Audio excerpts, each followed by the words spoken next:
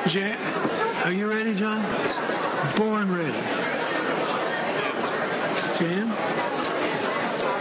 God help us. You can give them to Carolyn so she can sign. We're okay, John, right? That's what I was going to tell her. We're okay. Hell yeah, only got an hour and a half to go. Are you ready? Not ready?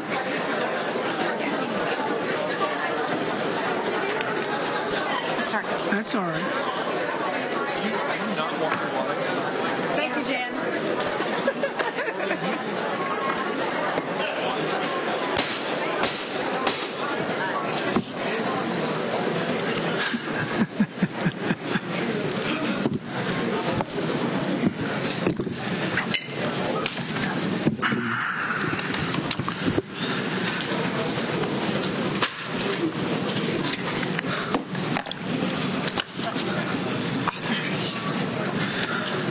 Okay, ladies and gentlemen, we're again in session. I'm going to give you a little bit of an update here to let you know where we are. Speaker slip that I have in front of me is 113. That's carryover from last week. The last speaker slip from last week is 157.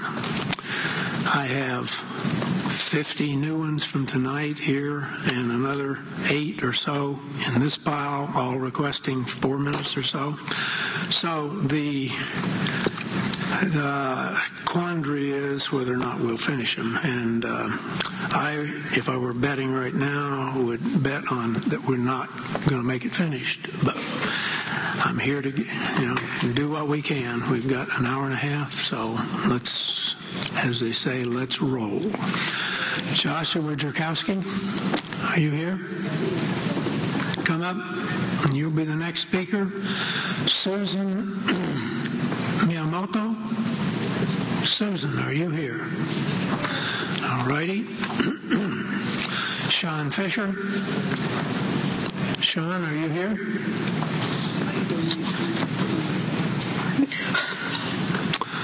Amber Terrazas, are you here? Amber. Robert Martinez. Robert. Maybe we will make it. Jennifer Davis. Jennifer. Nobody coming. Ed Resnick. Ed, are you here? Oh, no. Donald Wimp. Donald, are you here? Wow. Ruth Beardsley. Ruth, are you here? Okay. Dr. Philip Tafoya. Dr. Tafoya. Gigi D. Bernardo. Wow. All right, Larry Canali. Wait a minute, hold on. Who are you? Susan. Susan Miyamoto. Are you Susan? Yes. Good, okay. All right, Larry Canali. Larry? Are you here, Larry? Beth Abshar? Beth. No. Marianne Byers? She is? Okay. Marianne is coming. What we got? Kurt Schaefer?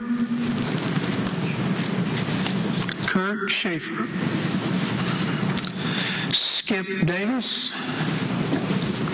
Skip, are you here? Pam Nelson. All right. Colton Brandt.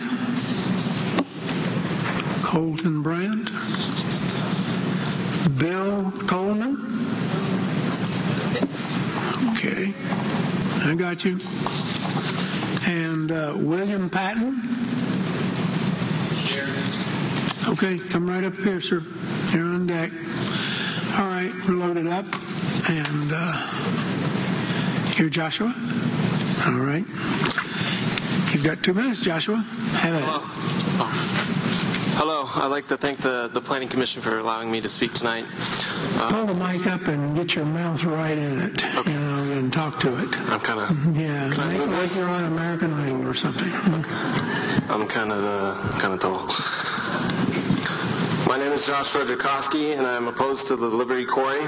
I am the closest resident to the proposed quarry site. I have been living on the same property for the majority of my life, since the age of 3. And growing up, I was truly grateful for all the things that most kids do not have. The consistently clean air, the serene sounds of nature, the wildlife thriving around me. It has always been the perfect getaway from the daily stresses that city life often brings. Living within the wildlife corridor continually brings fascinations in my life. Just last week, my dad left his car window open, and a hummingbird flew in, getting trapped in the car. Within the next few minutes, 5 other hummingbirds were buzzing by, hovering by the windows, trying to catch a glimpse of their frightened friend. We let the little guy go, of course.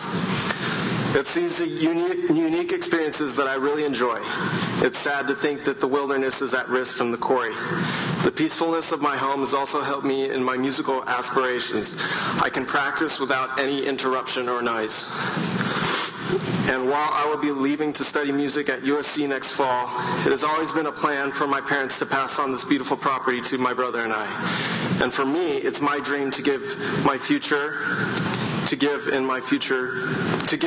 children a piece of what I had, to allow them to experience such a beautiful part of nature. It saddens me that my future children will not be able to experience it. And it's very, very hard for me to believe that as a resident living 2,500 feet from the quarry, I will not be affected by it. Thank you. Thank you, sir.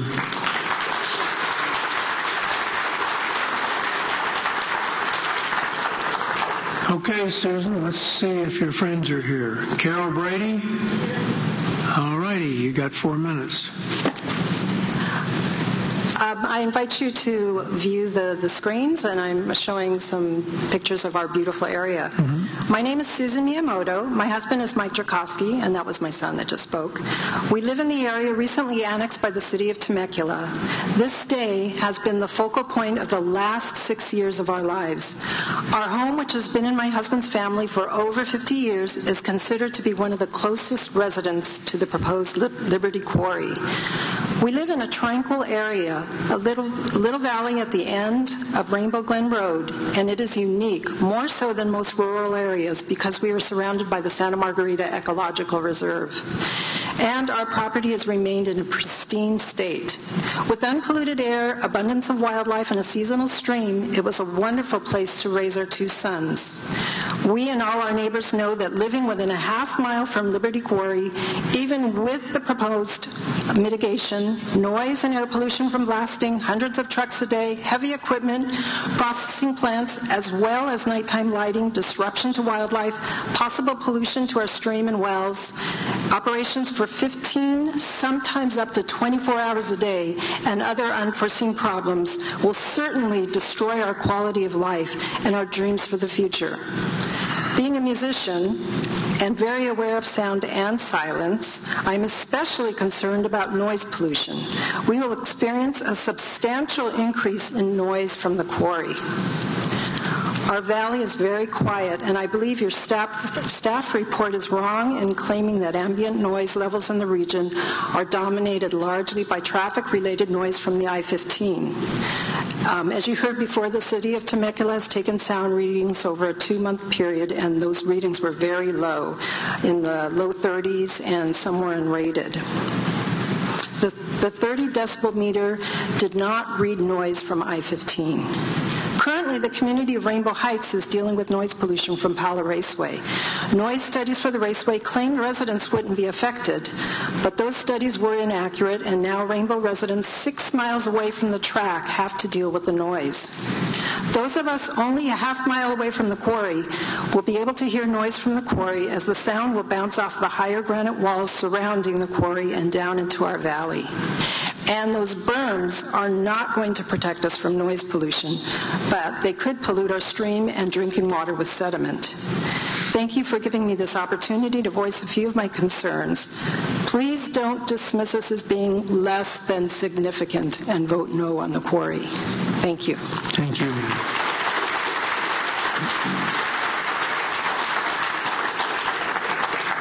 Mary Ann Byers.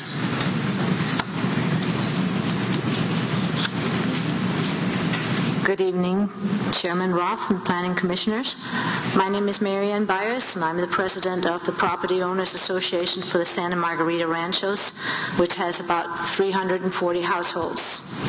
I would like to point out that our board also voted, but we voted to oppose Liberty Quarry, and we voted that unanimously. The reason I stand before you now is to ask you why we, the people of Southwest Riverside County and Rainbow and Fallbrook, are being asked to take it on the chin for granted. With due respect, we know that the Riverside Planning Department is constrained to only analyze the data presented in the Draft Environmental Impact Report, or DEIR, and it's not within its purview to check on the veracity or seek other information. We also know that it's normal procedure in Riverside County, at least, that a project applicant directly pays a consulting firm to prepare an EIR, and they are asked to choose from a pre-approved list of consultants. But it's not normal procedure for a project applicant to ask that a consultant firm be added to the list, but that's what happened here. Granite was able to get Lilburn Corporation of San Bernardino to prepare their EIR. You know, Lilburn must employ the cleverest marketing people in all of California. Can you imagine what a motto like "getting to yes" will do for rounding up customers? And what does that marketing slogan suggest about the integrity of the facts that they present? Is there a place? Okay. Lilburn didn't pick just the facts or impartial facts for us. Sorry. So if the planning department cannot verify the accuracy of information in the EIR, and the consultants were handpicked by Granite for the reason that they'll get to a yes, how can you be certain that the facts in the EIR is either accurate or objective? Thank you, ma'am. Your time is up. Oh, thank you. I would like, if I may just simply finalize here. I thank you for listening. And I ask you please to spare the chins of the good citizens of Southwest Riverside County. Vote to reject this project. Thank you.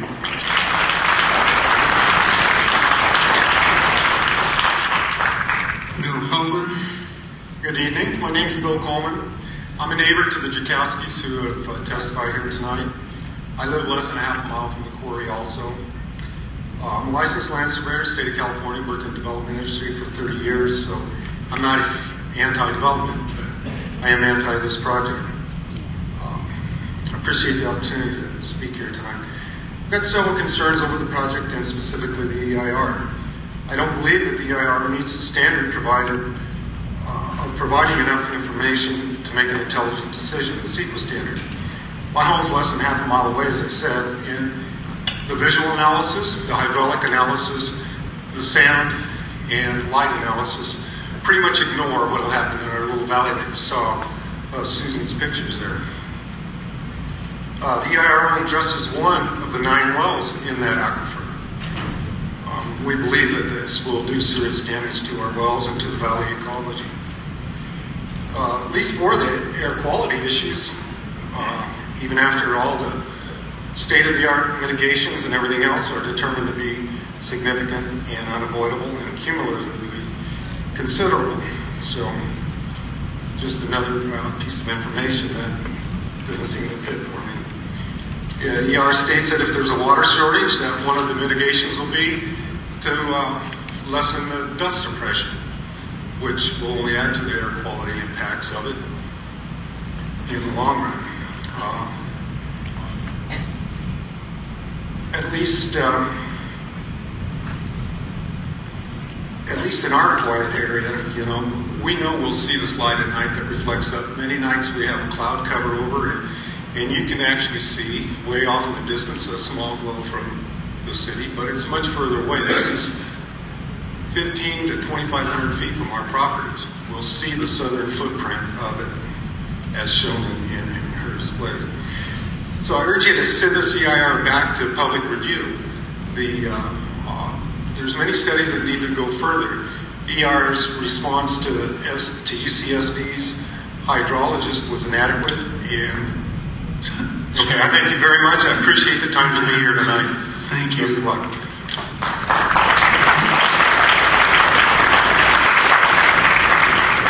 Okay, William, hold on just 1 minute and we'll see if we can get reloaded again. Hey, Reginald Watts, you here? Okay, come on up, have a seat. Wendy Cameron. Wendy.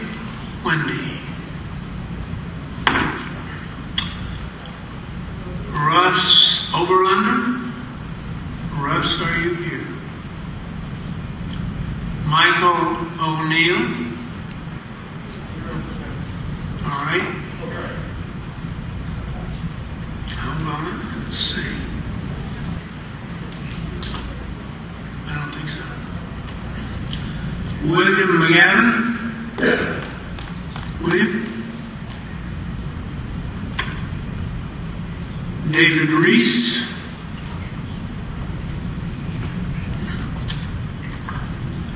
Mark Roderick. Mark. Cheryl Alkina. Cheryl. Steve Janglin.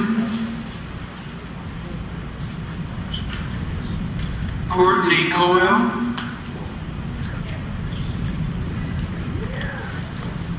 So you have a number of, yes.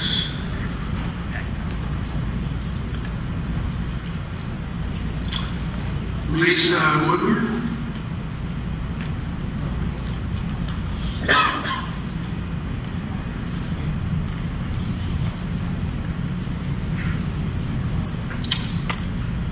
All right.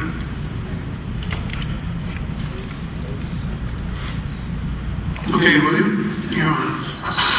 Thank you very much. What I wanted to talk about today was about the jobs that Granite thinks that will be created here, the 100 jobs plus that they keep touting. I would question that the 100 jobs may or may not be realistic, and if so, it may or may not. There's no guarantee that those 100 people will be residents of Temecula. They could be from anywhere in the county or surrounding area.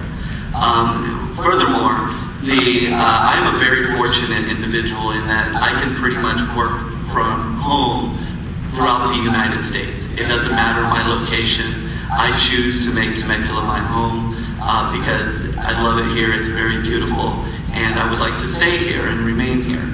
I've migrated from Huntington Beach. We looked into Corona. We looked further east, and as we kept coming further south, we discovered Temecula, and we chose to make our home here. I'm a father of 3 boys. We live in the Paseo del Sol community. I'm very involved with the community. I coach Temecula Youth Baseball, 2 teams. 2 of my sons are playing baseball right now.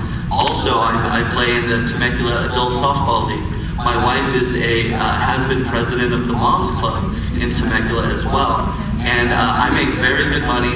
I bring a lot of money into this community. I don't travel a whole lot. And the point that I want to make is that there are many other people like me that work virtually, that do not have to commute outside of Temecula, but that bring revenue in. I would hate to see those types of people go, because that is the type of demographic that I would think that you would be wanting to move here and attract. And so I realize my time is up. Thank you very much for your time. Thank you. Mr. Watts. I want to thank the commissioners for allowing me to speak. My name is A. Reginald Ross. I'm a medical doctor, and I'm also a fellow of the Royal College of Surgeons of Canada. Since Since several of the speakers have addressed some of my points, I won't belabor them. I will only speak to a couple of them. One is the qualifications of one Dr. Patrick Hessel, whom Granite puts forth as their great expert on silicosis. Dr. Hessel is not an MD, he's a PhD in biology, and he's probably a PhD in statistics. And we know what Mark Twain said about statisticians: there are liars, damn liars, and statisticians. Secondly, I want to address Granite's serial violations. I Googled Granite Construction Company plus violations on April 27th and found over 130,000 hits. Some of them, I will admit, were probably redundant. However, the ones that stuck out in my mind were the $240,000 fine they faced in Oregon for screwing up the Yaquina River. Another one was the serial air pollution violations they've had in Nevada. One commissioner complained that they were probably going to have to speak to them on a yearly basis. My jaw dropped when I ran across a 1981 indictment for manslaughter in Fresno. They tried to weasel out of it. I have references in here. The appellate court upheld the original indictment, and another reference states that Granite ultimately pled guilty to involuntary manslaughter. Now, it's my understanding that manslaughter in California is a felony. It's also my understanding that felons are not allowed to have projects for either the state or federal government. The bottom line is that we don't need Gary Johnson's duplicity, we don't need Granite Construction's duplicity, and we don't need them to rape our hills, mess up our lifestyle, mess up our health, and desecrate First Nations holy site. Thank you. Thank you.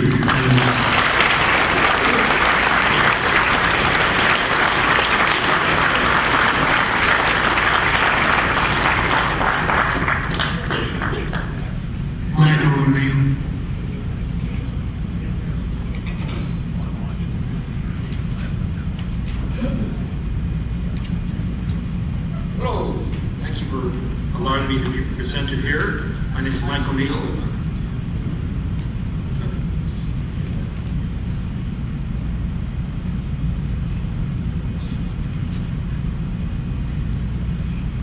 My name is Michael Neal. I'm a realtor here in Temecula.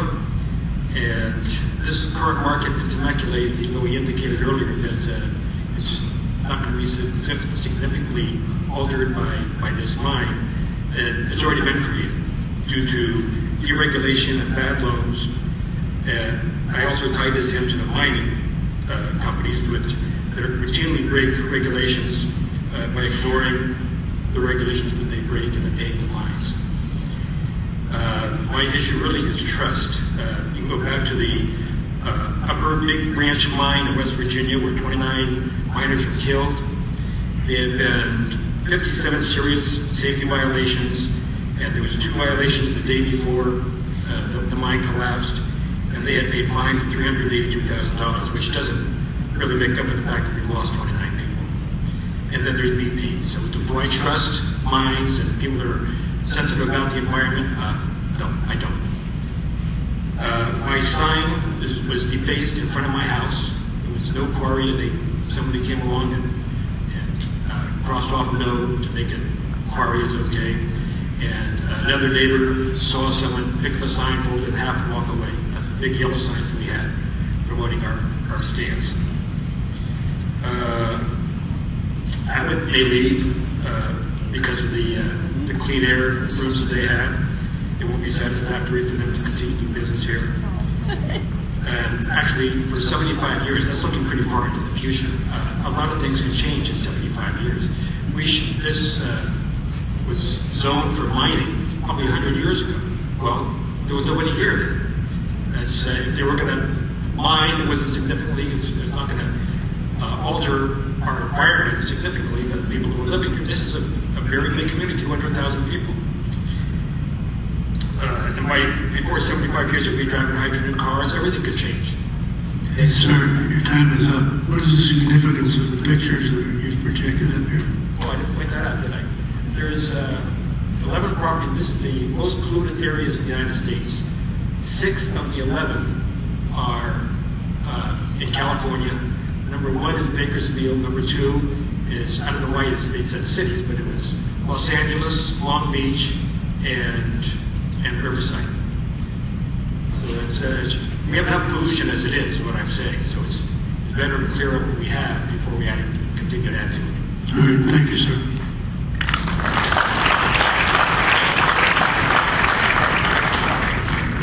Courtney Cole, and let's see, you've got a bunch of attachments here. Shelley Knight? Commissioner, Chairman, before the timer starts, may I just address you briefly on a point of order? Relative to the speaker slips. Certainly, go ahead. Okay, thank you, sir.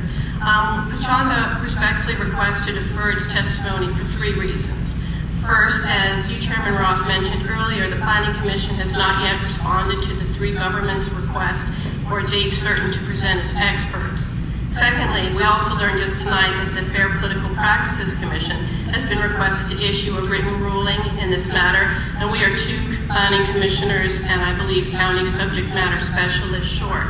We believe it would be unfair for the tribe to be heard by only 3 commissioners when the applicant had all 5, especially when it comes to sensitive cultural things that we want to present. It's very important to the tribe to do it in an in-person way. It's very different when you read a transcript or look at a tape later on. Number 3, because our speaker slips from last week have carried over and not all those yielding time could be here tonight, we went ahead and resubmitted new speaker slips with those who are present here to yield time in your second group of speakers, just so we could be ensured that we had the time that we needed to present, kind of similar to some of your earlier speakers this evening. So for those reasons above, we would prefer to be heard at a future hearing when all of our experts could be here with the other 3 governments, if you were going to do that. If the commission isn't going to do that, then we would prefer to be heard at the end of the speaker slips for the second group of speakers for this evening, like the other speakers. Thank you. Do you want to address this or do you want me to address it? I mean, we've talked about this, and the thing that we would like to do, I think, as a commission, is to have a continuance of this to sometime in mid-June, if possible. And the reasons for that are to get a ruling from the FBPC and have 5 members on here. I probably wouldn't have said this until the end of the hearing, but, you know, my personal feeling is, as the chair of this, I would like to have what I'm going to call a robust commission here, and which means that everybody says whatever they want to say and gets an opportunity to talk to your experts, to the city of Riverside's experts, to San Diego State's experts. And that's the reason that we've kind of tried to set this at an area where we would take all the public testimony and then yours. And the council, if I violated anything, you better tell me now. No, I mean, I think the chair has expressed the chair's opinion, and that the commission feels it's appropriate to defer your testimony to either the end of tonight or to the next meeting, because it looks like we're probably not going to get to all the opposition testimony tonight. To defer your testimony to the next meeting, I'm going to leave that up to the commission, and you know, your opinion on. I'll defer to the commission. It's up to you guys. That would be our preference, would be to defer to a future meeting and allow the members of the public who are here to complete their testimony as much as possible.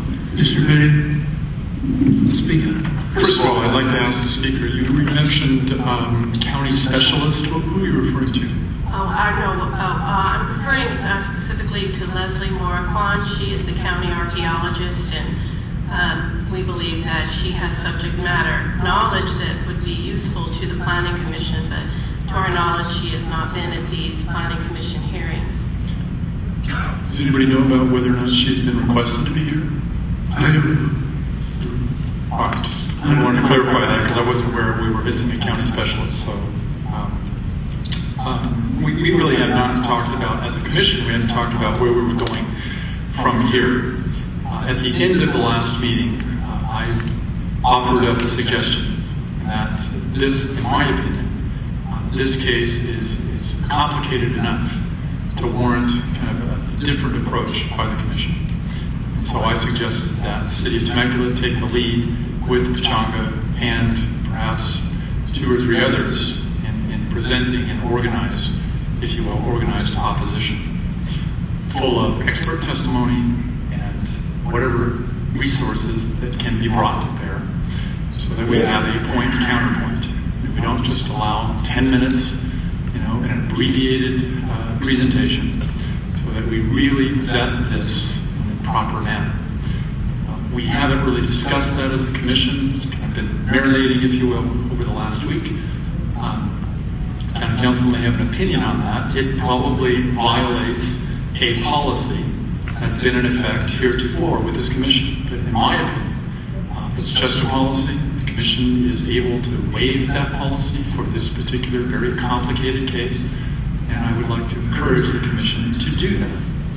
So with that said, I also reviewed the letter, which I had just seen for the first time, submitted by council, I believe, for the city of Temecula. And I agree wholeheartedly with the statements in that letter. It makes no sense whatsoever, in my opinion, as one commissioner, to have very expensive experts standing by for both the applicant and the opposition, I might say.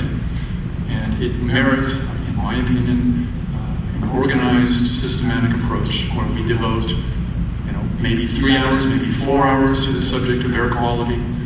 Really, take the time to drill down as deep as we need to drill down and get, professional views on both sides.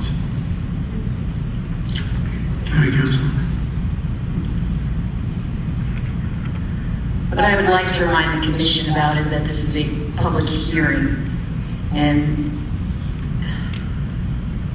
the public hearing is the forum to allow all interested parties to come and speak to the commission, for the commission to ask questions of those presenting information to them, so that the commission can get as much information as the commission feels is necessary in order to make an informed decision on the project. In saying that, my suggestion for the commission is, in order to make sure that we remain fair to everyone involved and to make sure that we are fair to all interested parties willing and wanting to speak for the commission, is stick to the way that the commission has been doing it now for today, going through the proponents, going through all the opposition testimony. If the Pechanga would like to defer their testimony to the end of all of the opposition testimony, I don't think that will cause an issue or a problem. I think the commission can go ahead and say, okay, we will respect Pechanga's request to defer their testimony to the end of all opposition. This would give the Pechanga their opportunity to bring in their experts and have the speakers donate time to them and have the full 10 minutes to make their presentation to the commission. Since it would be at the end of the testimony, it would be right before the applicant's rebuttal, and then right before we go into the commission discussion at that point as well. That is, going along the way that the commission has normally always gone in these hearings. It gives all the interested parties the opportunity to speak before them. So that's my recommendation, that the commission stick to what they're doing, respect Pechanga's request, and defer their testimony to the end. And then after all that, go into applicant's rebuttal and then into planning commission discussion on the project. I appreciate that, but I don't think it gets to the root of the problem. The problem is that both sides have to schedule their experts. You're not going to get the kind of testimony that I'm looking for in 10 minutes. They don't know when an air quality issue is going to come up. This is a traffic issue versus a noise issue versus a wildlife corridor issue. So it just, I'm not trying to stifle anybody's testimony. I'm suggesting that we allow, if you will, the city of Temecula and the tribe to take an organized opposition response. And if members of the public want to testify after that, that's fine. If there's something that their experts didn't cover, then members of the public are free to stand up and say, well, I have this bit of expertise that their experts didn't cover, and I want to offer that up. I was thinking, this complicated of a subject deserves that kind of detail. Well, one suggestion I have for you, Commissioner Petty, is perhaps we respect Pachanga's request and defer their testimony to the end of tonight.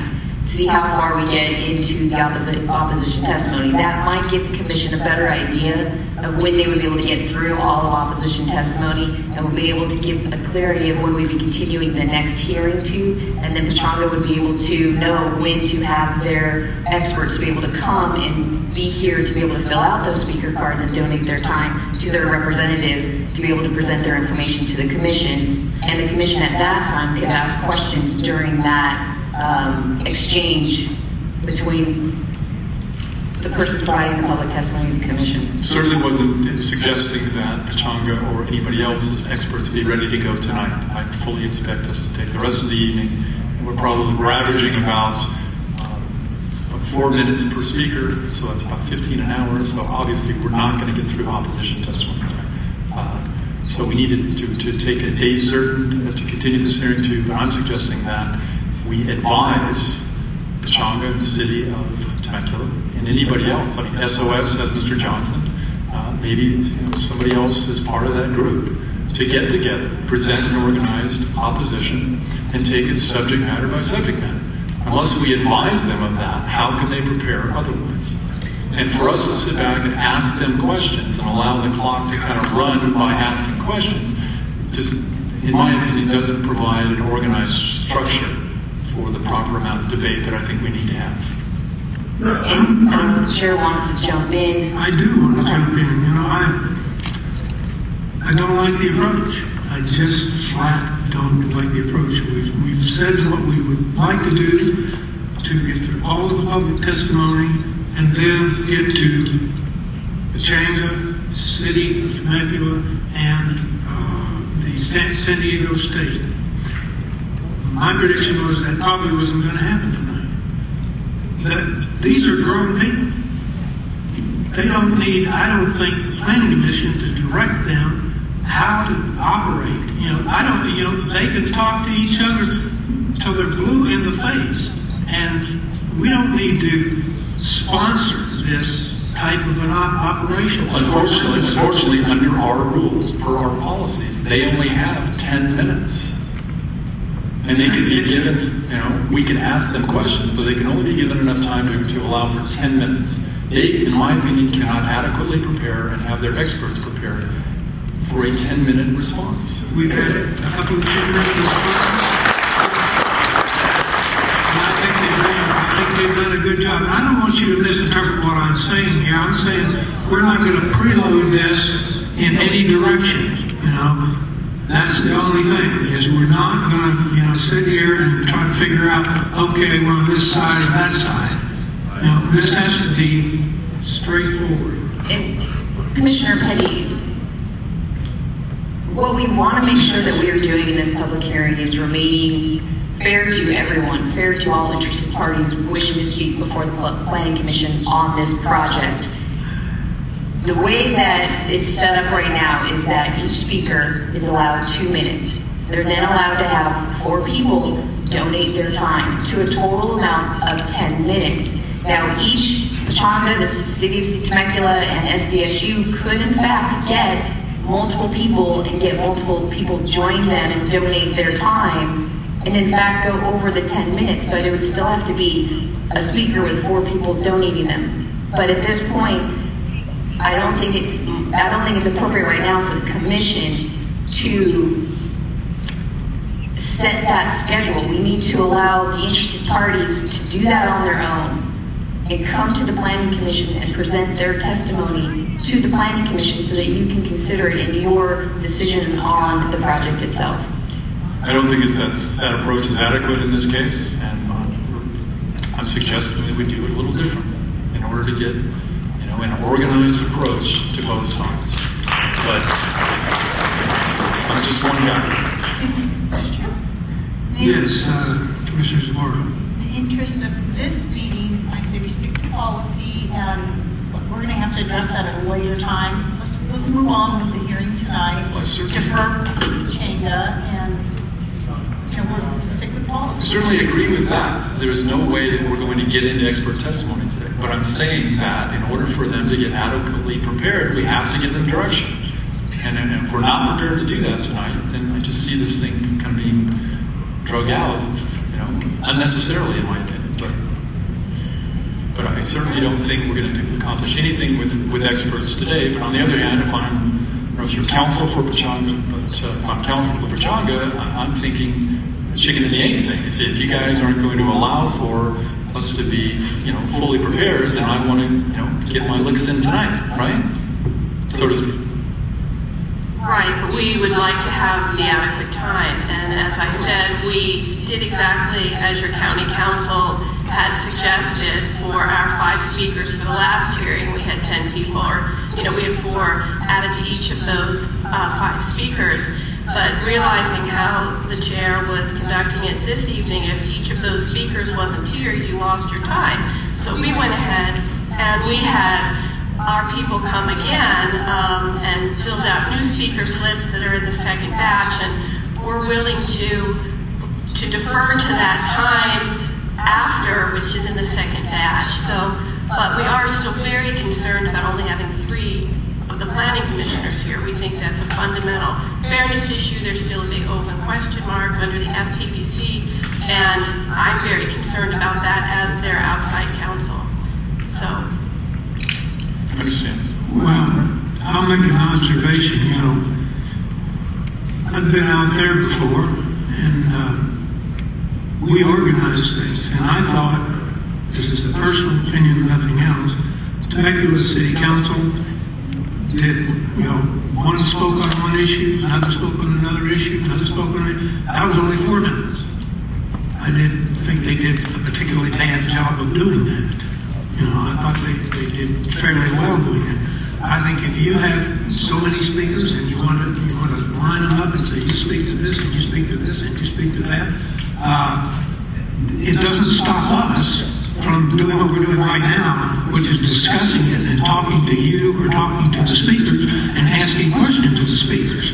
I mean, that may hold you for 20 minutes if it's a serious topic such as air quality is, And we think that tribal cultural preservation and religious practices are a very important issue that requires being able to have that time. And as you know, maybe from having been on this side of the mic, if you don't know if you're going to have 2, 4, 6, 8, 10 minutes, you give a very different presentation for each of those. And we're trying to be as responsive, understanding the issues that you all are under this unique situation.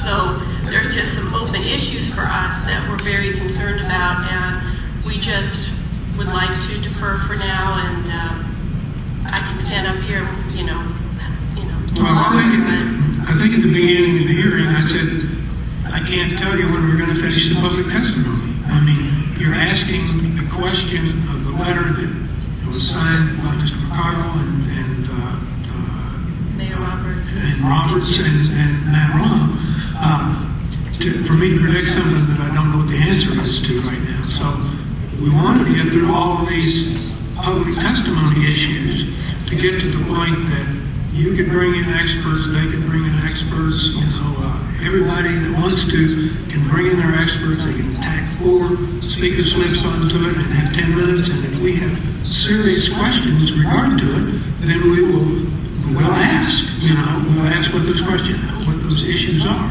And if those issues take an hour, they'll take an hour.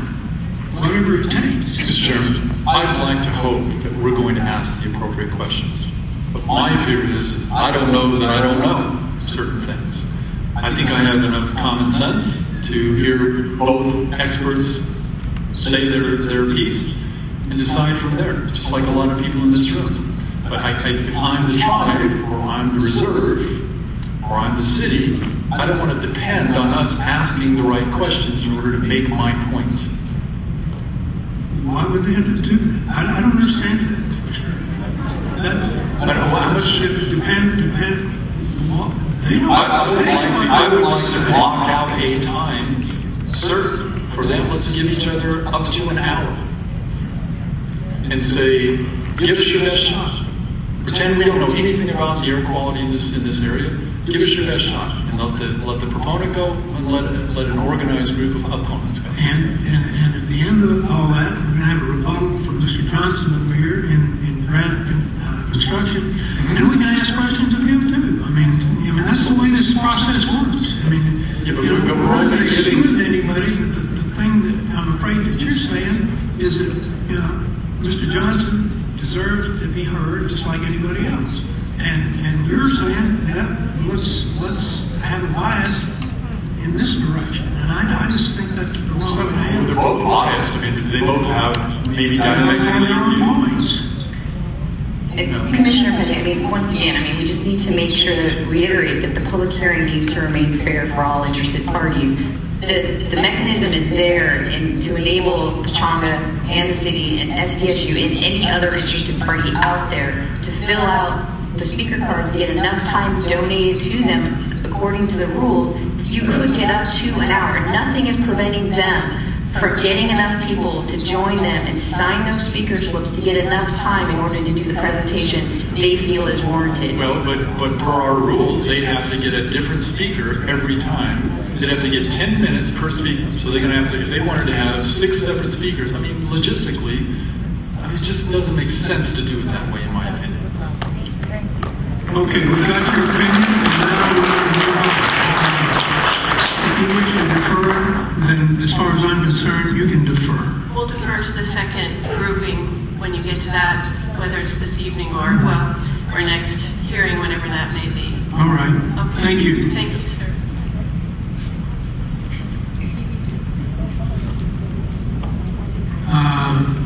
Are you Lisa Woodard is leaving? Okay, and you're not speaking either then? That's perfectly all right. She's not speaking. Okay. Let's see, here was spoiled.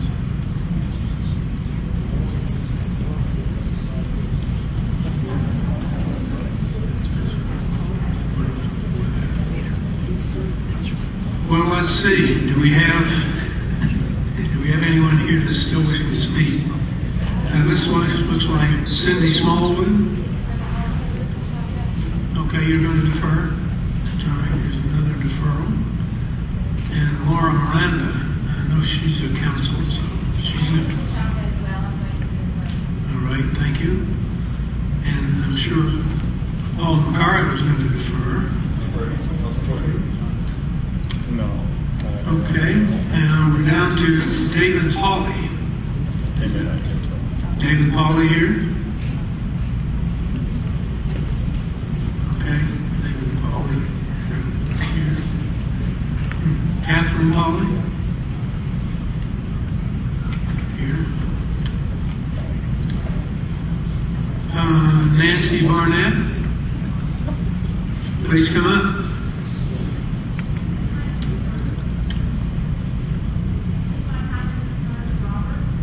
Deferred? Oh, I see. Okay. Are you Robert? Yes.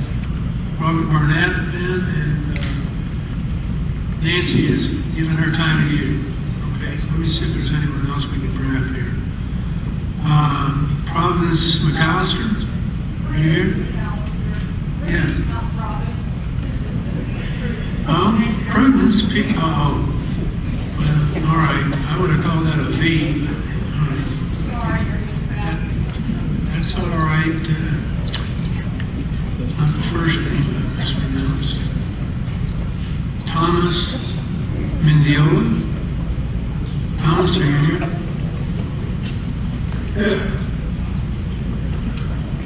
David Payne. David. Patricia Hall. Come forward, then.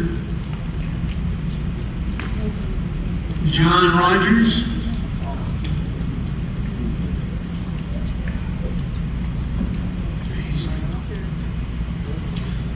And Jim Anderson? Jim Anderson, are you here? Yes. Got it.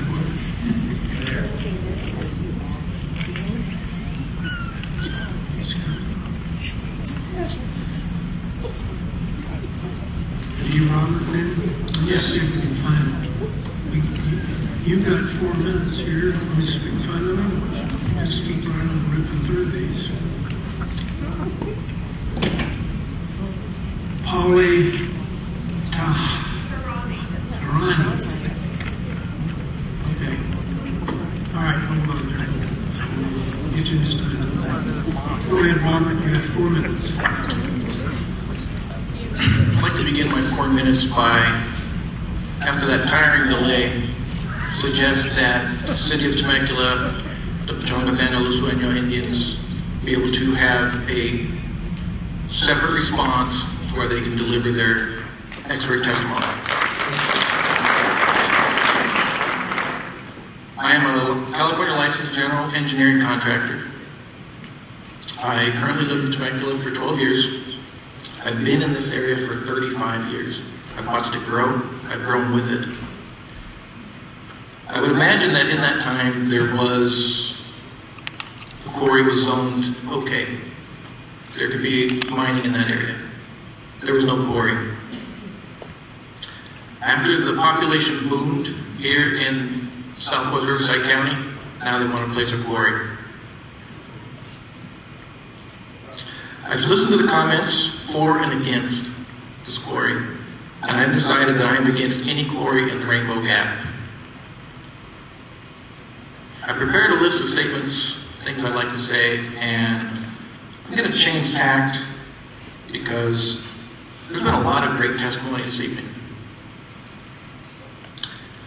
And perception is reality. This is my perception. There's probably no good place for a quarry. As far as I can see, there's only bad places. But the Rainbow Gap is probably the worst. When I hear a $1 billion company, and again, this is my perception, tell me, please approve our quarry project, because our studies, our reports, confirm that the pollutants we will place upon your community and your ecosystem are within acceptable tolerances. What type of known pollutants are going to be acceptable? Are we going to allow some pollutants to come in, but you have to stop once you get to the unacceptable tolerances? Now, a $1 billion company has deep pockets. I'm sure they know they're going to make some violations, and they're going to be fined. They probably have a budget for these. It's a line item to pay fines. So what's going to happen now that if the quarry goes through and they pay these fines? It's not going to affect them. The people of Temecula, the people of Murrieta, the people of Western Riverside County, they're going to pay the price. We heard testimony earlier about a gentleman who owns property on the other side of the mountain. He talked about dewatering. That struck me a lot, the dewatering. They're going to dewater that mountain. They're going to create a pit. The water's going to flow to the pit. It's going to flow out of that mountain. It'll kill that ecosystem. To me, that is the most dramatic effect, is that when that mountain dies, it's going to affect everything in this area. It's going to affect the watershed. It's going to affect the air pollution. That's long term. That's looking way down the road. But it's going to happen. Dewatering is going to be a serious issue. A yes vote means a $1 billion corporation will win and 99 employees. A no vote will support residents and local voters. It will support tourism in this area.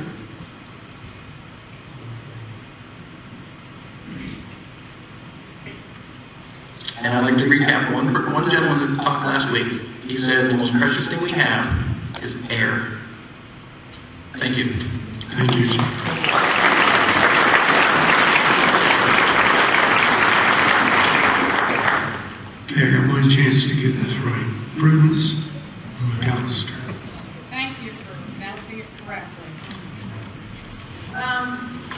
You know, I've heard a lot of testimony from a lot of people in the last 2 days that I've spent here sitting and listening, and I've heard a lot of ambiguity.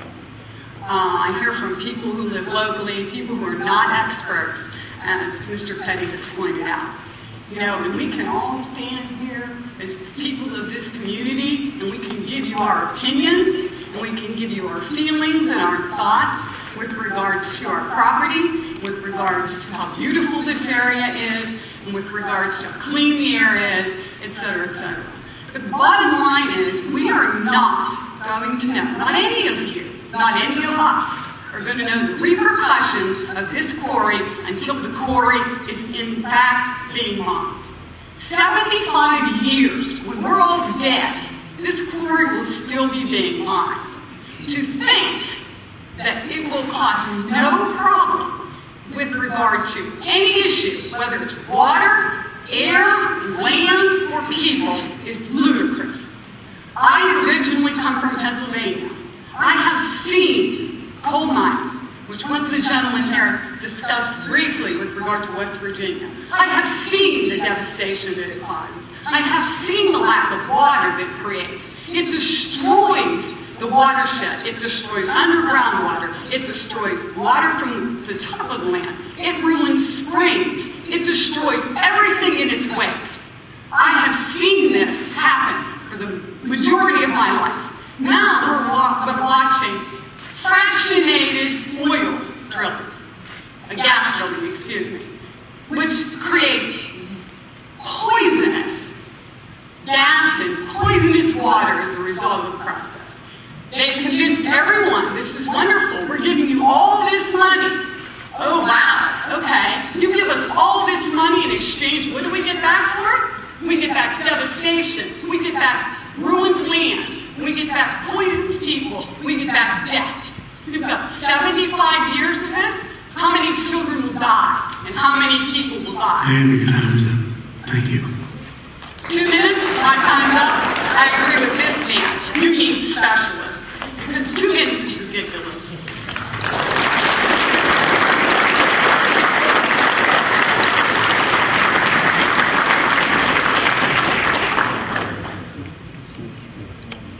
Patricia Hall.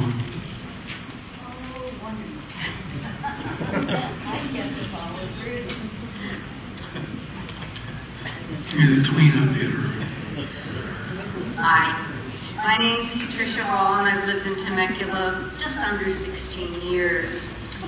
And I've listened to a lot of really strong experts, and I'm not one of them. I can't talk to you the way Priscilla did, or Prudence, sorry.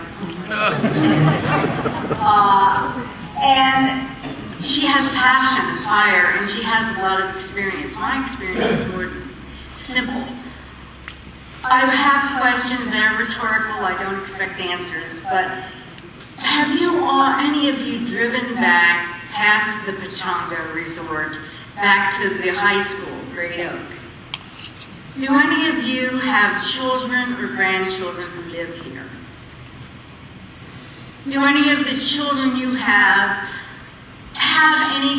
run any teams? Do they play football? Do they run track? Do they swim? Do they do all kinds of activities? Those students at Great Oak, and all the schools here in Temecula, but Great Oak is right in line. And they are the ones who are going to bear the brunt. And as Prudence said, we are not going to be here. We're going to be long dead. Most of the people who have testified are going to be long dead. The children, the grandchildren are the ones who are going to pay the price. Now, those are my questions. And Chairman Roth, I know we've made you unhappy sometimes by applauding inappropriately, but I do believe that if any of your children were sitting in those schools, you would be right here, right now. And we are more analogous to the people of Whoville. We are screaming, trying to get your attention from Dr. Seuss. Ooh, we are here. Please hear us. You are the ones who can help save us. Thank you.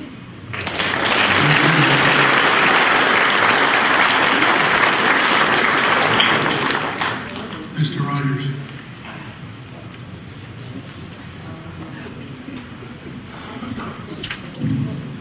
Chairman Roth, members of the Commission. My name is John Rogers. I'm a registered civil engineer, a fellow of the American Society of Civil Engineers. I've been in the profession of civil engineering in Temecula for 30 years next month. I want to address a specific issue tonight that has come up in discussion with some of my geologist colleagues. You're familiar, I think, with the Gregory Canyon landfill project, which is 10 miles south of here.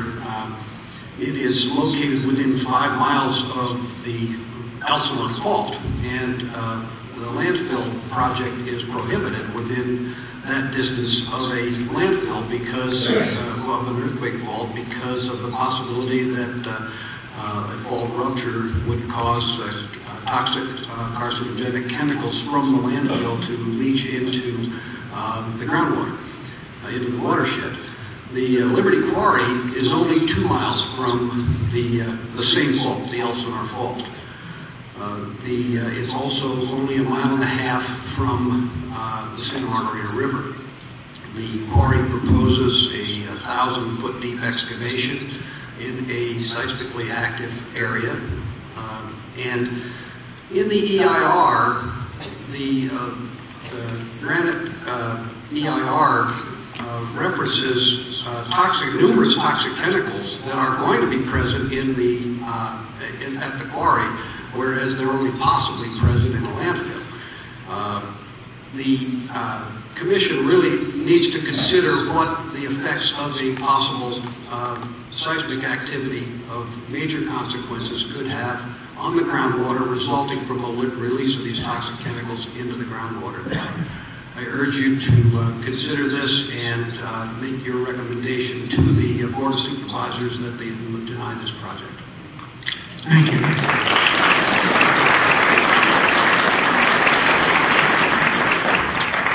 Jim Anderson, and let me see if we can get some additional folks up here. Paulie Run, all right. Pete Friedrich, Pete.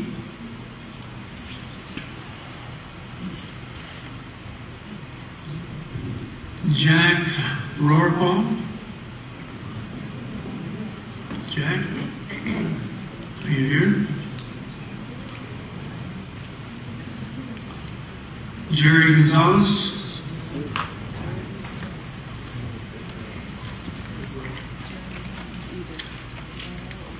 No. I think he's coming. Here, Mr. Gonzalez. Aldo Lasitra. Yes. Close. All right. We're loaded and ready to go. Let's see who you've got, Mr. Anderson.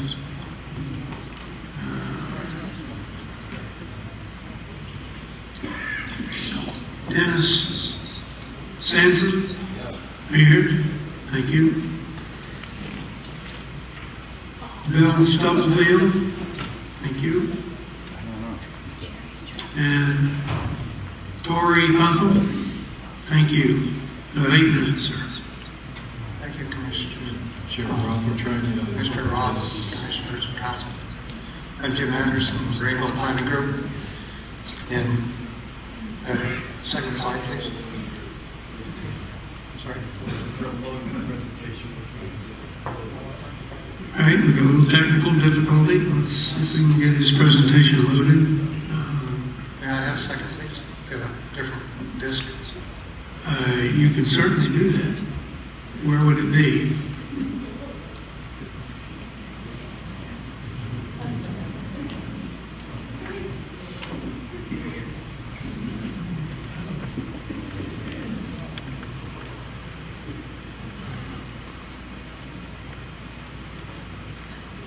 On the 27th of... Sir, don't use your time yet until we get your presentation at least loaded.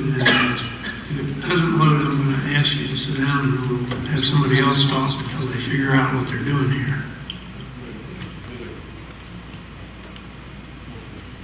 You got it?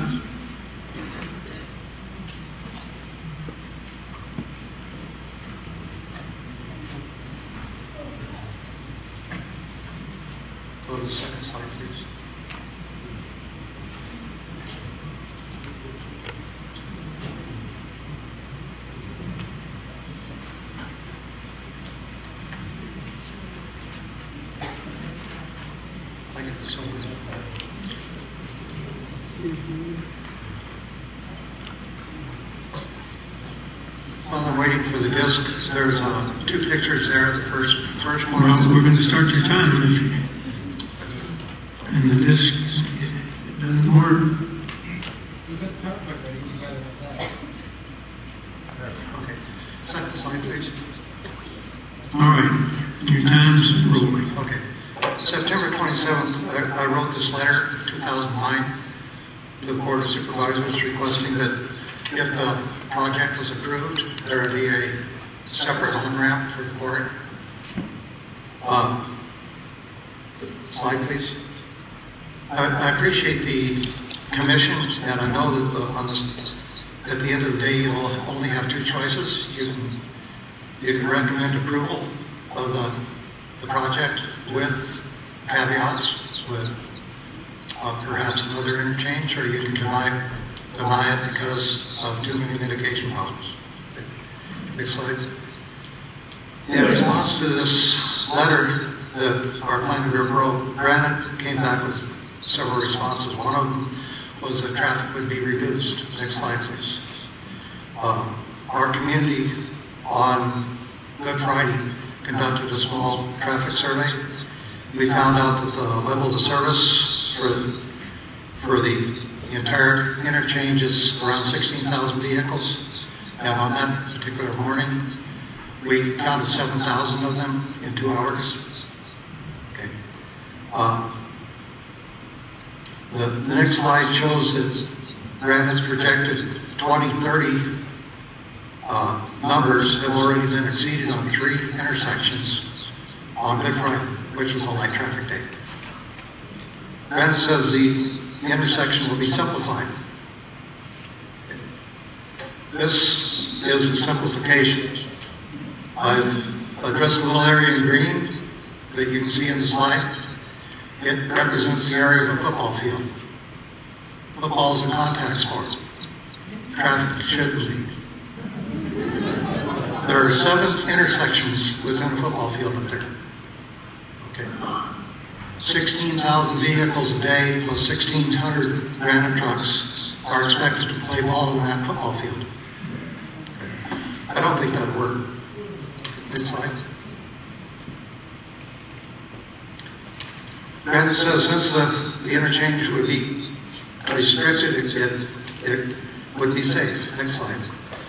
This is the proposed interchange that we're adopting, which would be between Temecula and Rainbow, and it would be for only trucks only for waste scales and emergency equipment. Next slide. Granite says the construction of a 2-lane connector road along the west side may not be possible. Next, please. The Caltrans has already built 8 lanes on a similar topography. It's been done before. They also say that, next slide, the proposed location may affect wildlife bridge. Okay. That area is already being developed as we were sitting here tonight. Okay. Next slide. They say that our request should be reasonable and feasible. We have presented a reasonable and feasible proposal. This could be the new interchange for the quarry if it's allowed. The benefits of this interchange would be to take all the trucks off of that hill away from the freeway and allow the motorists to get to San Diego. Okay. There are several other things in this packet that I'll give you that are pluses on this new route. Okay. Next slide. It's taken about 100 years to go from 64 hours to 2 hours travel from Riverside to San Diego. And with this new quarry, we'll go right back to that 64.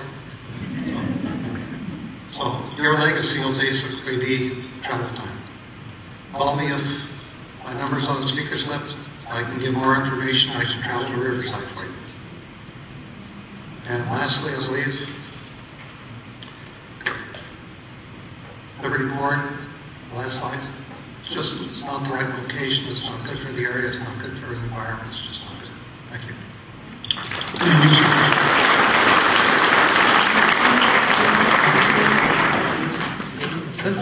Speaker, I just have a clarification for the Commission. The Commission will actually be making a final decision on the surface mining permit and the noise ordinance exception. They will be making a recommendation on the change zone to the Board of Supervisors.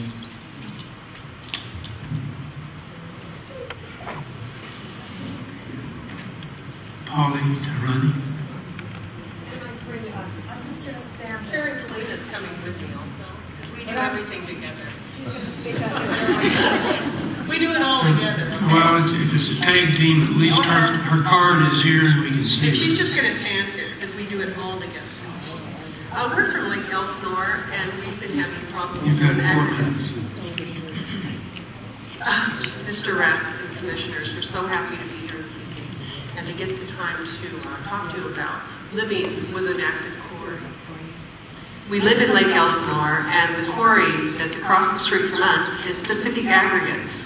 And it's so bad that we found out we actually had to go to the State Mining and Geology Board to get help. We found out, going through them, that our homes are actually part of an ongoing aggregate operation. People think aggregate mines are quiet.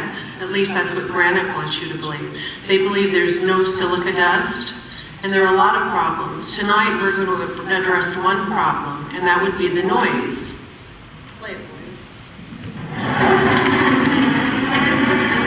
Please turn it up loud. It would have to be louder. This is how it usually sounds. This big giant racket all night long. Listen to that. But it's even louder at times. The wind blowing.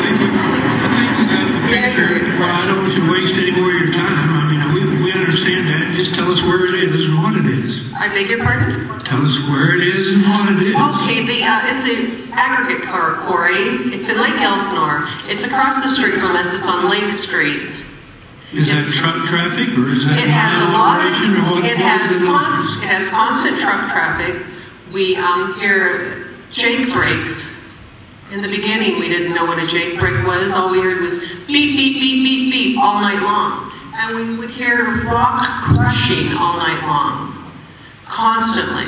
And they'd start at 11 o'clock until 6, sometimes 24 hours a day. And it gets worse in the spring. In the winter, when aggregate operations are working, they don't work that much because just like people, construction's not busy. People stay indoors in the winter. Aggregate operations also slow down. In the spring, they're constant. And you think traffic's bad now. I have a friend, his name is Forrest Toll. He lives in Yuba City. He had to take Teagert aggregate to court. And he had taken to court because they want to build a haul road across from his house. He lives in a house similar to homes in Rainbow that we've heard about here.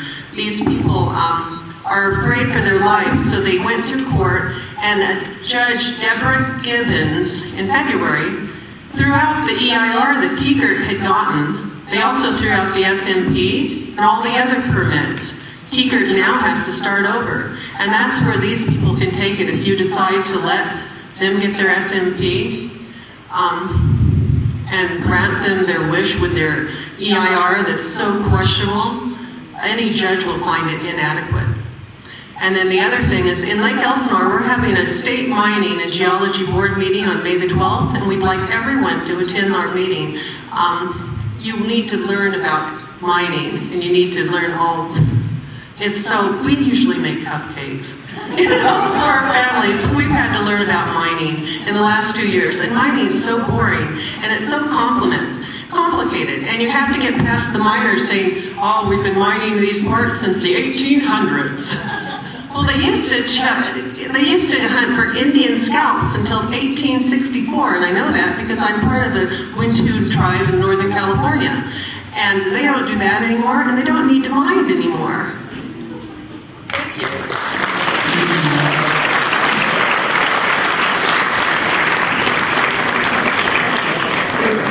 Are you Pete Friedrich? Okay. 2 minutes, sir. Good evening, I'm Pete Friedrich. My family and I live in Temecula. While recently watching the movie classic Wizard of Oz. I was struck by his connection to the threat of Liberty Quarry. In it, Dorothy and friends journey to the Emerald City, seeking a wizard who claims to make all dreams a reality.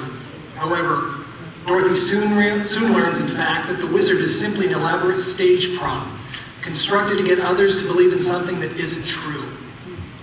Dorothy wished to be back safe at home. Her friends sought intelligence, heart, and courage. We're seeking the same from you.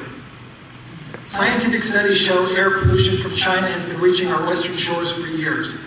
According to Asian News, the EP estimates that on certain days, up to 25% of pollution over LA can be traced to Asia.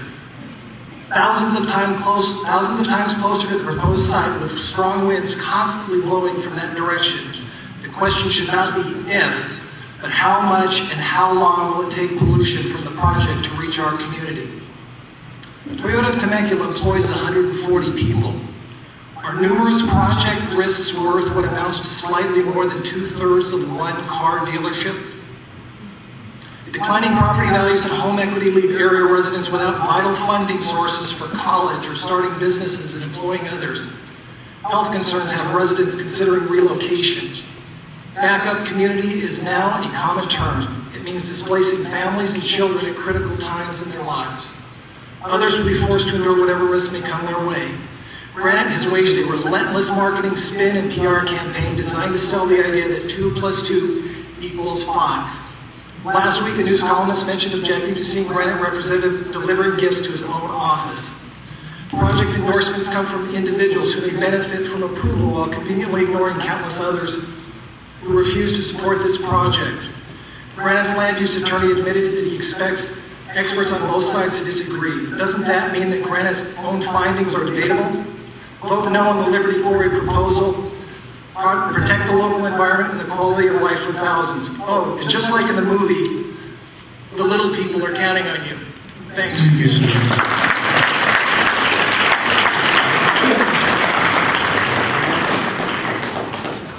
Jerry Gonzalez. Let's see.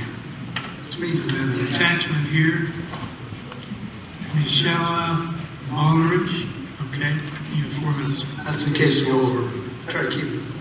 Good evening, Commissioners. I'm Jerry Gonzalez. I'm an Associate Engineer with the City of Temecula, or the Traffic Engineering Department. I have over 30 years of experience in traffic engineering, and I have reviewed traffic studies and also prepared for numerous municipalities in the Southern California area, including the City of Temecula.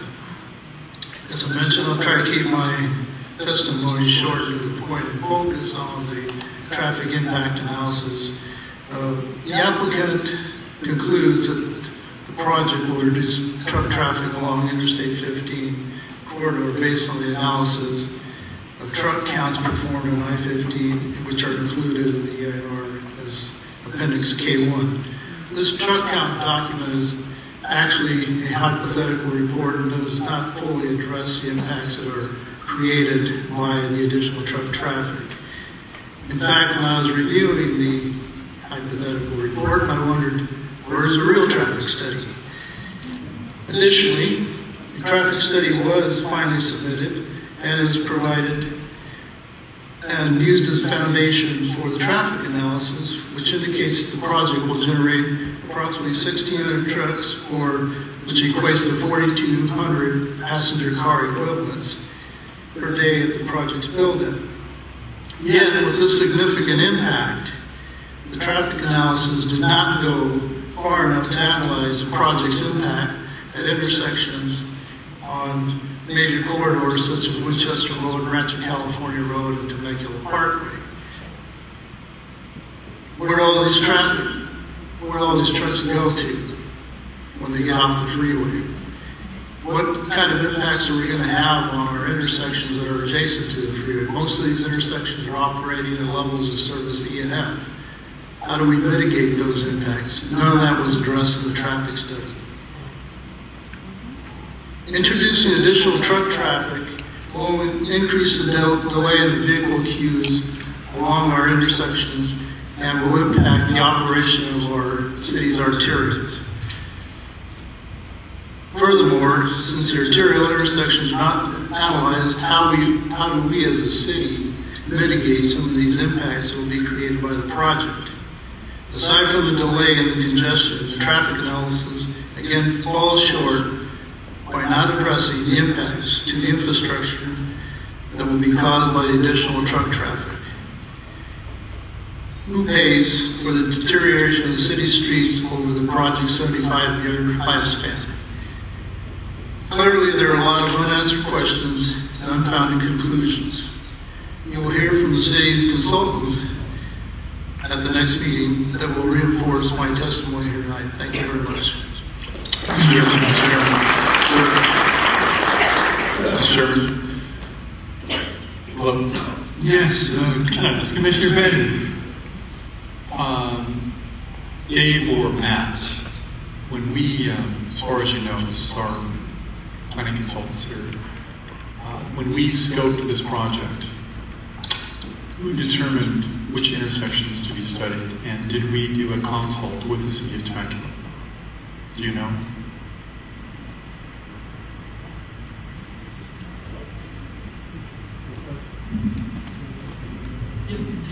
The scoping session was done in coordination with our transportation department. Our transportation department helped them determine the scope of the analysis. We have a traffic consultant here as well who can speak to that if you prefer.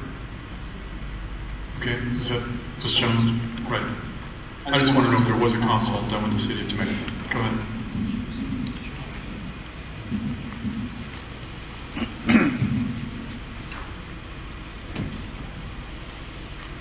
Commissioners, my name is Scott Sato with the firm of Urban Crossroads, and we prepared the traffic study for the Liberty Quarry project. And to answer your question, we submitted a traffic scoping agreement to the county transportation staff, and we had also submitted the traffic study scoping agreement to the city of Temecula as well. So did the city receive that scoping agreement, and did you respond to it? I mean, it begs the question, the city of Temecula should have been consulted in terms of the intersections to be studied. Yes, the previous traffic... Did you receive a response from the city of Temecula? Unfortunately, no. The previous traffic engineer was contacted prior to Jerry.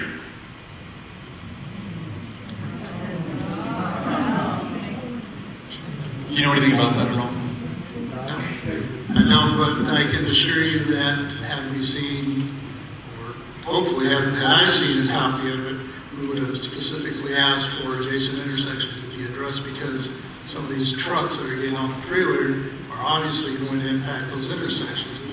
Those intersections, as many of you may know, as Winchester Road, heavily impacted, as Rancho California Road, heavily impacted, Temecula Parkway, the Channels Parkway, heavily impacted. Those are key intersections that are operating at levels of service C and F during P&P hours. Right. All right. Thanks. Thanks, sir. Appreciate it. And you, sir, will be required to give us a speaker slip so we know you've testified tonight. Thank you.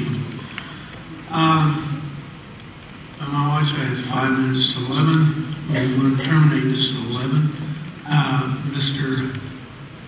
Lassie, I believe it is, you will be the last speaker of this evening, and just for the public information and anybody else that is interested. The next speaker in this pile is number 6. It goes up to 50, and then we have, I think, 8 more here, so we have about 58 more people that would be able to speak in opposition at the next hearing. That said, we've gotten through quite a bunch this evening, and I would be very hopeful that at the next hearing that the folks from Pachanga, the folks from the city of Temecula, well, that's bad news. Okay. Anyway, she says now we've got 72 more, so they just keep piling up, and as long as that goes on, we're going to continue public testimony and trying to get through that, and then have the folks from the city of Temecula, Pachanga, and city as usual do it. Is that better? All right. Okay. I'll try to keep that in mind, I did, as I mentioned before, take a trip with Paul Macaro, and I don't know, I probably didn't get corrected enough on that trip. So anyway, you can just keep it. All right. Let's see. Anyway, Aldo, why don't you just take off as soon as I find out whether Gail Ziegler, is it? Okay, Gail is here. And John Begun, okay, John is here. So the way I count it here, you've got 6 minutes. Have at it. Good evening, Chairman Roth and members of the Planning Commission. My name is Aldo Isidra. I'm an associate engineer with the City of Temecula, and have been managing the city's National Pollutant Discharge Elimination System, NPDES program, aka Water Quality Program, for the past 8 years. Prior to this position, I worked 12 years in the private sector as a consultant in various environmental engineering firms, where I assisted a variety of clients with their water quality compliance requirements. Back in 2009, I reviewed the hydrology and water quality section of the draft EIR. At that time, I had numerous concerns associated with its completeness and accuracy, as well as concerns associated with lack of data and misleading conclusions based on limited information. As such, I provided technical comments in an attempt to get clarification. Recently, I read the county's responses to the city's comments and was disappointed to find that the responses did little more than direct me to the same areas of the report that I had concerns with in the first place. The end result is that, from a professional and ethical point of view, I felt compelled to provide additional comments reconfirming my original concerns. In essence, the draft EIR claims that the project will not discharge directly into the Santa Margarita River or have a negative aquatic impact on the area. However, the response to comments states that discharges from the site will eventually reach the Santa Margarita River via tributary drainage paths. So, regardless of the path of travel, discharges will enter the Santa Margarita River. And the only barrier preventing the transport of project pollutants is one small proposed temporary desilting basin at the very end of the line. In direct contrast to the mitigation, treatment trains, and advanced pollutant treatment systems required by state and local regulatory environmental compliance agencies. It should also be noted that due to the subsurface fractures present beneath the site's areas, as observed in the borings that were referred to in the report, a deep pit could very well end up creating artificial dewatering conditions that will remove water from the local existing fauna, flora, and habitat that depend on current conditions for their survival. Subsurface fractures indicate that subsurface seepage is evident. Water does travel through the bedrock and will collect in the pit and commingle with the project's process water, as well as the sediment and other pollutant-laden stormwater runoff that includes residual blasting compounds that dumps into it. Again, ultimately, the discharge ending up in the Santa Margarita River. Let's face it, dewatering a mountain and leaving it dry can't yield any positive environmental results. Finally, the studies presented in the report seem to stop short of full analysis. For example, the 3 borings referenced in the report can in no way represent more than a phase 1 or a preliminary level assessment at best. Additional field investigations and collecting more field data are required to accurately create proper subsurface stratigraphic profiles of the existing conditions rather than going through desktop exercises to try to prove the impossible. In conclusion, the draft EIR is very preliminary, lacks conclusive data, contains too many assumptions, and makes misleading conclusions, which only leads me to conclude that this report is trying to mask the potential negative water quality impacts on the Santa Margarita River, tributaries, ecological reserves, and the site's existing pristine surrounding areas. I'd like to request that the draft EIR not be adopted, return to the drawing board, and further investigations be conducted. Thank you. Thank you.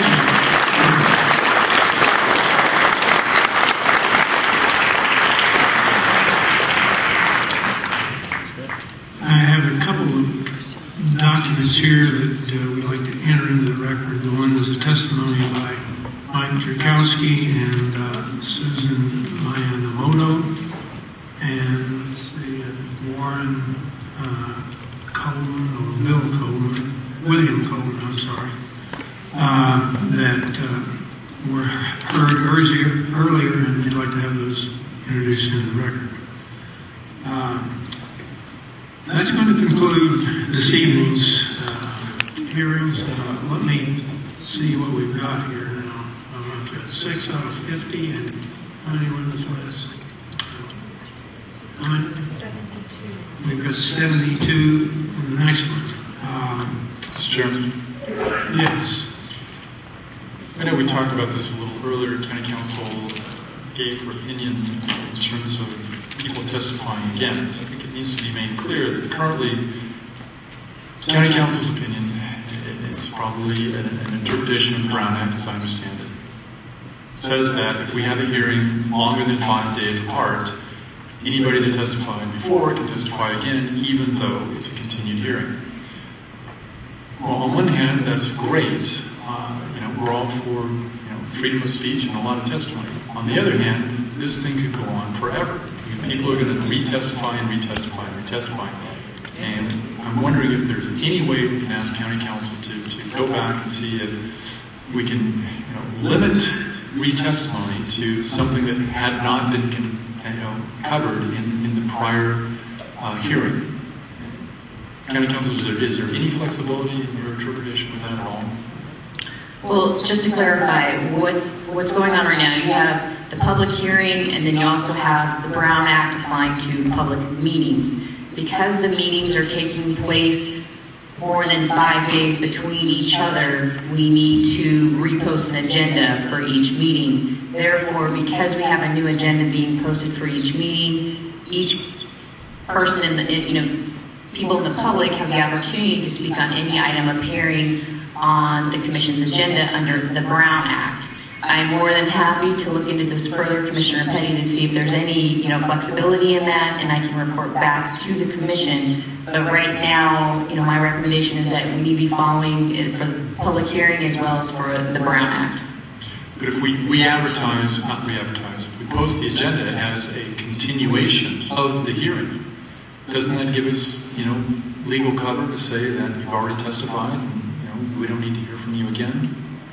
Well, based on what I've read today, and I'm willing to look into it further, again, that's the public hearing, but on the other side, there's also the Brown Act, and this is a public meeting. So therefore, because we have that rule of the 5 days, any member of the public has the opportunity to speak on the item appearing on the board's agenda. Now, what the Commission could do is when they get to a point where we've listened to all public testimony in regards to the public hearing, is close the public hearing to further public testimony, but could still take in exhibits, and the Commission could still ask questions, but you could close the public hearing to further public testimony.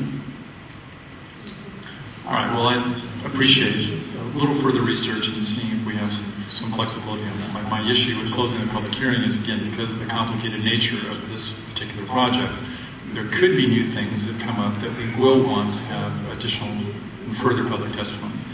Okay, I'll look into it, Commissioner Petty, and report back. All right, so right at the moment, though, we still have a stack here, and unless you report back to us, my intention, I guess, is to go through that stack. I would encourage you folks maybe to talk to your neighbors and what have you. Perhaps some of you just want to come up and speak. If it isn't on anything new and something that will help the commission render a fair decision on this, then it probably isn't going to help us much. It's just a reiteration of what we've heard before. So you might want to get together amongst yourselves and see if you can somehow come to the fact that maybe we don't need quite as much public testimony. What I would prefer is, and I guess I certainly agree with Commissioner Petty on this point, County Council can research it, and hopefully if there's anything we can do about it, we'll try to do something about it. But that said, I'd like to, at our next hearing, be able to get through this and get it off the board, and once again, let, City of Temecula, San Diego State, and Pachanga, is that right? Better? Pachanga, bring in the people that they consider to be the best, and on any subject they wish to present, and to, set it up in some organized manner, in which, you cover the topics in the way that you want to, and I don't care, you folks are, certainly free to talk to each other. I mean, you're out there and we're up here and we're not going to hear it, so if you want to talk to each other and work out some scheme for who goes first, whether it's the city, the Pachanga, or San Diego State, whoever it is, it's all right with us. So it would be nice to get that, a date and time certain, for that. And I hope that, it would be at the next hearing. I don't know, I still think we might be able to maybe get in one of those. We might be able to get in two, but if we're going to have, 50 or 70, speakers that want to get up, and speak again, I'm sorry, sir, you've had your time tonight. Mr. Chairman. Yes. It's obvious to me that we have at least 2, if not 3 more, possibly more public hearings to go. I think it's unfair to have the tribe and City of Temecula and anybody else that wants to be a part of the quote-unquote organized opposition testimony with the resources to devote to top-level expert testimony, to be prepared next time in the way that you suggested. It just doesn't sound like a logical approach. They don't know whether or not they're going to have time because we haven't set aside time to say, are we going to have public testimony concluded? You don't. I agree with you that we need to start that type of expert testimony until we have public testimony concluded. So I would respectfully disagree that is not a good approach for our next hearing. I would suggest perhaps the hearing after that, but we're not going to even know then until we get through the public testimony next time. And I do think we should continue this hearing. You suggested, I guess staff has researched that the church is not available until June 22nd, I believe. June the 22nd is the date that we have looked at, which would give an opportunity, hopefully, for the FPPC to render a decision on our 2 colleagues, so that we have a 5-member commission to hear that testimony also. I think Council Pachanga is absolutely right. We're doing a disservice to this process without our other 2 commissioners being here. I certainly know enough about the FPPC to know that they don't act quickly, especially with staffing issues in Sacramento right now. So I think it's probably reasonable to continue it to that June 22nd date. But I'm not sure we should direct Pachanga and the City of Temecula to be prepared with this multiple speaker slip form of conducting their expert testimony. I think there's a better way to do that. I respectfully suggest that we wait till the full commission is impaneled at the next hearing and have further discussions on it before we direct the city in the trial. I didn't feel that I was directing anybody to do anything. I thought you were. Okay. Well, I'm sorry, but I wasn't directing them, just telling them what they might do. You know? Mr. Chairman, on the 22nd, what time would we be starting? Right now, this venue is available apparently on June the 22nd at 9 a.m. Is that correct? The planning director has researched that, and what day of the week is that? That was the 22nd of June, and it would we would recess for lunch from 11:30 to 12:30, and I guess go on until we get finished with all of the public testimony. It's a great idea. I love that. Is it impractical to think that we could set a time certain for the testimony on that day? The expert testimony? I do think it's impractical. We can get through the all of this public testimony at that time. Perhaps at the end of that, we just adjourn it to the next hearing and bring on the expert testimony. And also subject to our colleagues. I think we will know by then. We certainly will know by then whether we are a commission of 3 or 5 for this case. Yeah, and I certainly, I don't know whether you all know it, but with the commission of 3, you need 3 positive votes or 3 negative votes to move the project along one way or the other, either approve or deny. And so it's kind of a poor situation, I think, as far as I'm concerned anyway, that we don't have 5 commissioners here. It'd be much better if we had everybody present and accounted for, so that we can make an informed, intelligent decision, and one that reflects the inputs of 5 heads rather than 3. Patty, I want to offer a point of clarification. We only checked for June 22nd for availability at this venue.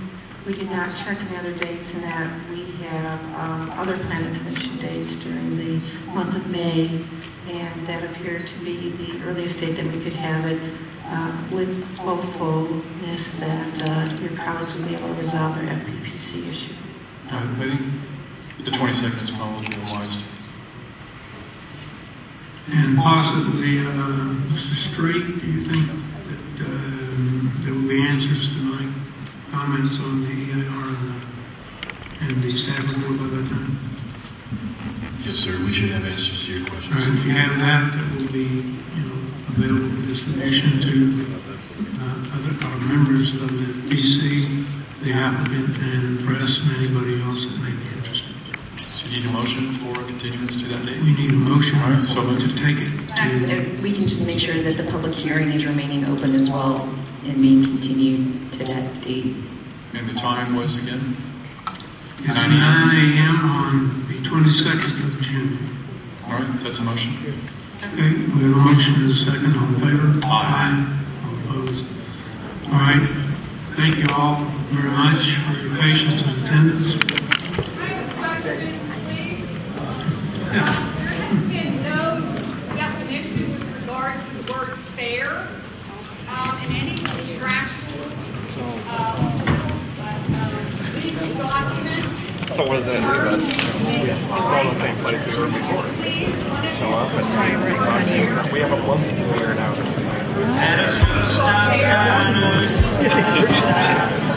What is fair?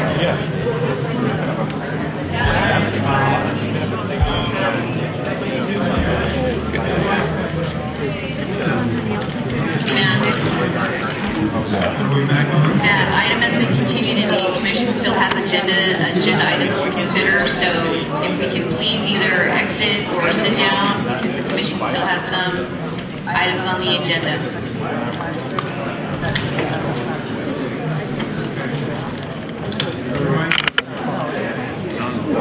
Item 4.0 is workshops. at 4 p.m. or as soon as possible thereafter, and they're under workshops. Item 5.0 is oral